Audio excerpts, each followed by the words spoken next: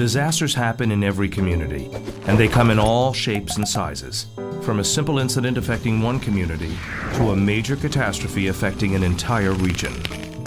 A hurricane, for example, can cause a massive storm surge and powerful winds, which can lead to flooding, collapsed buildings, fire, loss of power, and other consequences. When these widespread impacts cascade and multiply, we have a catastrophe on our hands.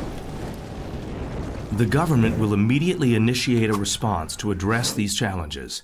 And in the Emergency Operations Center, or EOC, the emergency managers will activate plans to understand the scope of the disaster, to ensure that help reaches those in trouble, and to coordinate police officers, firefighters, and medical teams to make communities safe and secure as soon as possible.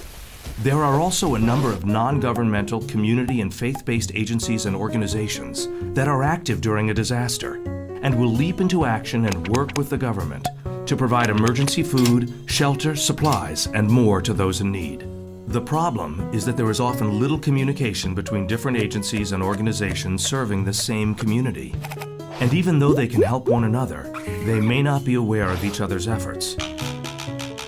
Without information about the operations of other organizations, they could potentially hurt their local recovery effort by duplicating resources, wasting funding and time, putting field staff in danger, and even directly hindering another organization's work.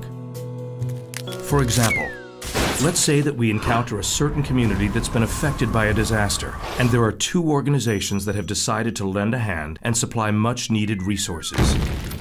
Since they're not communicating with each other, imagine they are both providing home cleanup kits. But neither of them is providing food, which the community needs. With a quick exchange of information, one of the organizations could start providing meals. This way, two of the community's needs will be met. During a disaster, these connections are best made through communication networks coordinated with the local Office of Emergency Management. These networks bring together community organizations and agencies during a response. Since the emergency managers in the EOC have a big picture view of what is happening, they can interact and share information. An example of one of these communication networks is the Local Voluntary Organizations Active in Disaster, or VOAD.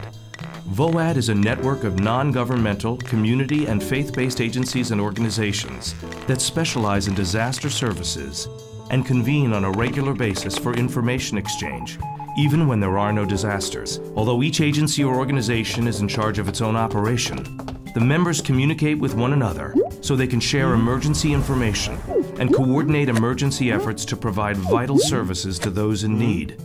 Oftentimes, VOAD has a representative that sits in the EOC with the emergency managers and can help provide critical information on unmet needs and available resources.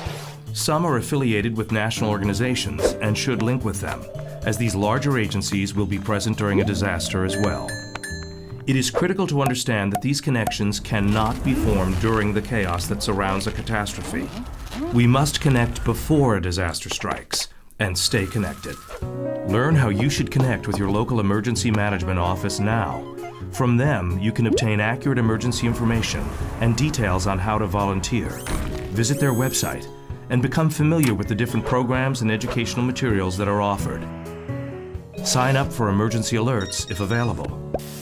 As soon as disaster strikes, check with your local emergency management office to see if it's safe to go into the affected zones, and then determine how you can join the team and help your neighbors. You should also become familiar with the VOAD in your jurisdiction and introduce yourself and your organization or agency so that when disaster strikes, you can be an effective part of that response. To make our communities as safe and secure as possible, we need to bring together all of our resources, connecting our government partners and responders to our professional and voluntary non-governmental agencies active during a disaster, as well as to our neighborhood-based community groups. When we do that, we create an emergency team that has the best experience, the best equipment, and the best local knowledge to deal with any disaster of any shape or size.